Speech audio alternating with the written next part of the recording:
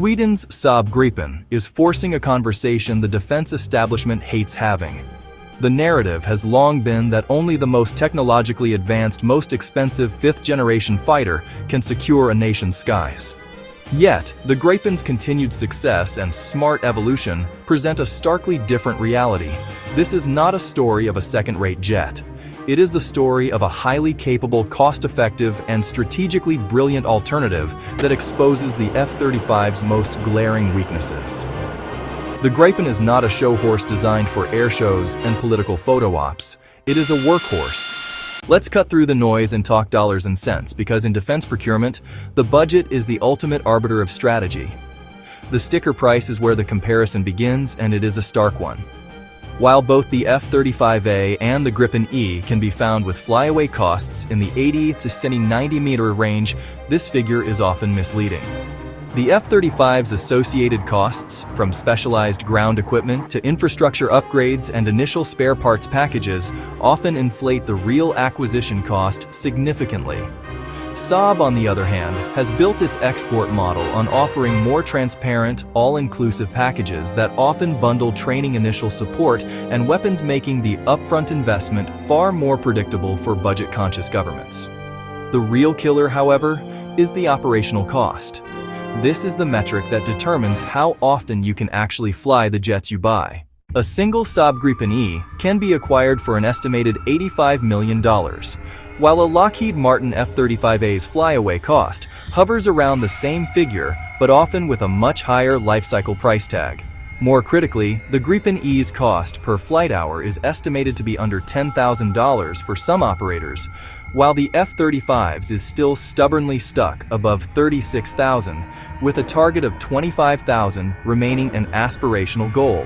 For a country like Canada, which faces the monumental task of patrolling the world's second-largest landmass and the immense expanse of the Arctic, these numbers are not just details on a spreadsheet. They represent the fundamental difference between having a credible, persistent air presence and owning a small fleet of exquisite, hangar-bound assets. The Gripen is a product of Swedish strategic thinking, a philosophy forged during the Cold War under the constant threat of a superpower neighbor.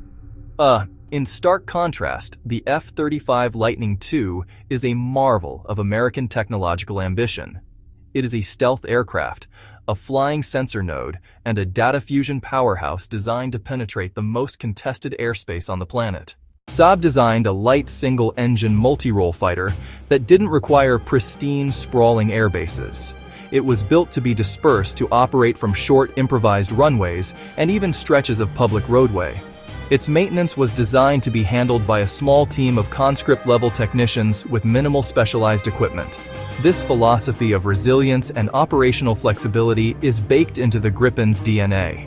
It is a machine designed to be used frequently and in harsh conditions, offering a level of readiness and sortie generation that more complex aircraft simply cannot match without an enormous logistical tail. It is an apex predator, but one that requires a very specific, very expensive habitat to thrive. Its suite of integrated sensors and its ability to network with other assets on the battlefield are genuinely revolutionary.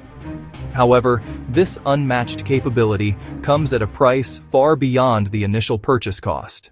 When we strip away the cost and look purely at what these jets can do, the picture becomes more nuanced.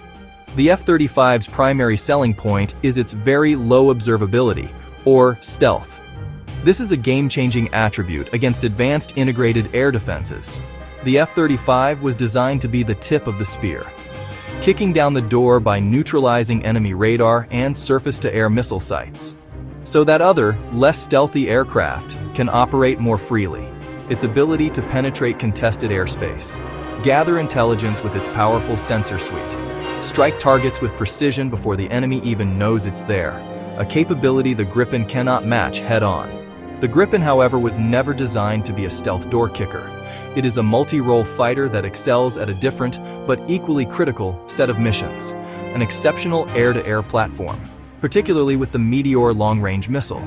For defensive counter-air, the mission of protecting a nation's airspace, the Gripen is formidable. Powerful radar, advanced electronic warfare suite, high maneuverability. It can also perform strike missions, Anti-ship missions. Reconnaissance missions. This raises a crucial question of mission priority for Canada. The RCF's likely day-to-day mission is not penetrating Russian or Chinese airspace. It is air policing under NORAD. The weapon loadout presents an interesting trade-off. To stay stealthy, the F-35 carries fuel and weapons internally, limiting payload. In non-stealthy configs, it can use external pylons, but that negates stealth. The Gripen carries a substantial, flexible array on 10 external hardpoints. Diagram. Gripen E versus F-35A loadouts highlighting Gripen's external stores. Air-to-air munitions, air-to-ground munitions. For many scenarios, more missiles in the air is a significant tactical advantage. As of 2025, the F-35A's cost per flight hour remains stubbornly high, with the U.S. Air Force reporting figures that can exceed $36,000. The long-promised goal of $25,000 by 2025 has not been met. In comparison, operators of the Gripen C and Gripen D report cost per flight hour figures as low as $4,700 up to around $8,000. Even the newer Gripen E is projected by Saab to operate for well under $15,000 per hour. This isn't a small difference. It's a chasm. It means a nation could fly 3 Gripen sorties for every single F-35 sortie for the same cost. This operational cost differential has profound strategic implications. Pilot proficiency is not a given. It is earned through constant, rigorous training. A lower cost per flight hour allows for more flight hours, which translates into sharper pilots, better tactics development, and a higher state of overall readiness. Furthermore, sustainment costs of the F-35 are tied to a U.S.-controlled global logistics system known as ALIS, now ODIN. This system dictates mission planning, maintenance scheduling, and parts ordering. While it offers a massive shared supply pool, it also removes a degree of sovereign control. Nations become dependent on this global network, which can be a strategic vulnerability. The Gripen's emphasis on simpler maintenance and fewer proprietary components offers nations a greater degree of logistical independence. That allows for predictable long-term budgeting and ensures readiness isn't solely dependent on an international supply chain that could be strained in crisis.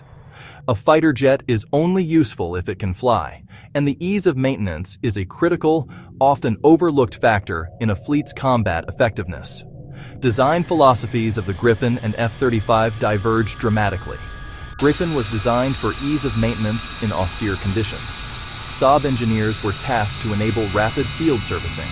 Refueled, rearmed, engine swapped by a small team with standard tools in a remote location. Result: remarkable turnaround times. A Gripen can be refueled and rearmed for an air-to-air mission in under 10 minutes, maximizing sortie generation in high-tempo conflict. Maintainability has massive implications for Canada, especially Arctic operations. The Canadian Arctic is vast, sparsely populated, with limited infrastructure. Operating from smaller, less equipped forward operating locations is not a benefit. It's a necessity. Gripen advantages: minimal logistical footprint, shorter runway capability, proven cold weather performance. It does not require specialized hangars, climate-controlled facilities, a deep bench of highly trained technicians. This operational flexibility is a strategic asset. The F-35, on the other hand, is a notoriously maintenance-intensive aircraft. Its stealth coatings need specialized care, are easily damaged, and need time-consuming repairs in climate-controlled environments. Accessing internal components is difficult. Many repairs require proprietary diagnostic tools and connection to the ODIN logistics network. Section 6. Pilot in the loop. Training and operational tempo. The most advanced fighter in the world is useless without a highly proficient pilot in the cockpit. The path to creating and maintaining that proficiency is paved with flight hours. Gripen versus F-35. Two very different realities for an Air Force. The Gripen's lower cost per flight hour allows a much more robust training syllabus. More hours in the air mean more practice with complex maneuvers. Weapons employment, tactical decision-making. Pilots move beyond basic qualifications and master the art of air combat. They build instinctive skill decisive in a real fight. High operational tempo fosters a healthier, more experienced cadre of instructor pilots. When flight hours are scarce and expensive, as they are with the F-35, training can focus on maintaining currency rather than advancing skills. The F-35 program mitigates with heavy reliance on advanced simulation. Full-mission F-35 simulators are incredibly immersive. They can link with other simulators for large-scale coalition operations. That allows pilots to experience scenarios too dangerous or expensive to fly live. Still, there's fierce debate in the fighter pilot community about over-reliance on simulation. There's no substitute for the feeling of G-forces, or the nuances of handling the aircraft at the edge of its envelope, or the real-world friction of a live mission. Saab, the Swedish Air Force. Both use advanced simulators, but their philosophy is balanced by affordable real flight hours. Gripen's design eases transition from trainer aircraft. Its flight characteristics are more conventional. The F-35's fly-by-wire is so advanced, pilots say it's like flying a computer rather than an airplane. For Canada, the choice affects the entire pilot production pipeline. A Gripen fleet would train more pilots to a higher experience level for the same budget, ensuring a deeper bench of combat-ready aviators for Canada's commitments. Section 7. Politics and Paychecks. Industrial benefits on the table. The selection of a new fighter jet is never just a military decision, it is also a massive economic and political one. For any government, the promise of high-tech jobs, technology transfer, industrial investment. Both Lockheed Martin, Saab offer substantial industrial and regional benefits to sweeten their deals. However, the nature of these benefits differs significantly and reflects the underlying structure of each program. The F-35 program operates as a global partnership. Nations contribute to the production. Nations contribute to the sustainment of the global fleet. For Canada, partnership with F-35 has meant Canadian companies have secured billions in contracts to build components for every F-35 produced. This is a powerful argument for sticking with the program. It provides long-term, high-value work for Canada's aerospace industry. However, this work is distributed across a global supply chain, and Canada has no sovereign control over it. The work depends on the overall health of the F-35 program and on decisions made in Fort Worth and Washington. Its participation in a massive industrial machine as a component supplier, not as a prime partner with final product control. Saab's approach is fundamentally different, often more appealing to middle powers seeking sovereign industrial capability. Saab's classic offer, significant technology transfer. That creates a clear political choice for Canada. Continue as a successful but subordinate supplier in the F-35 ecosystem, or pursue a partnership that could massively boost domestic primes like Bombardier? A Gripen deal could mean final assembly in Canada, integration of Canadian-made components, integration of Canadian software, and long-term sovereign control over sustainment and upgrades. A powerful vision for a government championing a national industrial strategy. The political optics are stark. Deepen industrial integration with the United States, or forge a more sovereign partnership with a like-minded middle power. Section 8. Canada's Cold Awakening. A procurement saga re-examined. Canada's journey to replace its aging fleet of CF-18 Hornets has been long and torturous. The initial commitment to the F-35 by a previous government was derailed by controversy over soaring costs and a lack of a competitive process. This led to years of delay, a new competition, and a political climate where cost and transparency became paramount. The Gripen remained a serious contender for so long, even after Canada announced it would enter final negotiations with Lockheed Martin. That shows how potent Gripen's value proposition is. The Gripen shock is the realization that a logical, cost-effective alternative exists, making it much harder to justify the F-35's astronomical price tag and logistical demands. The reaction within Canada has been a microcosm of the global debate. Defense analysts, politicians, and the public have been forced to confront a simple question. What does Canada actually need its fighter jets to do? The answer, overwhelmingly, involves missions for which the Gripen is exceptionally well suited. Patrolling the Arctic, enforcing maritime sovereignty, meeting NORAD commitments, The F-35's stealth and deep strike capability, while impressive, seem tailored for a conflict Canada is highly unlikely to fight alone. This mismatch between capability and requirement has fueled skepticism about the F-35 choice.